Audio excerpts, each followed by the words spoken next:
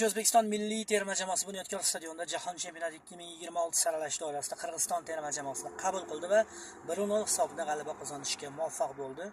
Juda ham qiyin o'yin bo'ldi. To'g'ri, imkoniyatlar juda ham ko'p bo'ldi, lekin raqib darvozaboni bu o'yinda juda ko'plab seyflarni amalga oshirdi. Vakillarimiz imkoniyatlaridan unumli foydalana olishmadi. Shunday bo'lsa-da muhimi g'alaba 3 ochko keldi bizga va endi turnir jadvalida, ya'ni aynan mana shu guruhimizda Eron terma jamoasi 19 ochkoga ega, biz esa 16 ochko bilan ikkinchi pog'onada boryapmiz. Bizdan keyingi o'rinlarda esa Birlashgan Arab Amirliklari hamda Qatar terma jamoalari 10 ta ochko to'plashgan. Keyingi o'yin 25-mart sanasida Tehronda Ozodiy stadionida bo'lib o'tadi va ana shu uchrashuv eng muhim hal qiluvchi o'yinlardan biri hisoblanadi. Umid qilamizki, yigitlarimiz ana shu o'yinda kechira olmagan imkoniyatlari, vaziyatlarini ham amalga oshirib, Eron terma jamoasi bilan yaxshi natijani qayd etishadi degan umiddamiz. Yaxshi niyat qilib qolamiz albatta.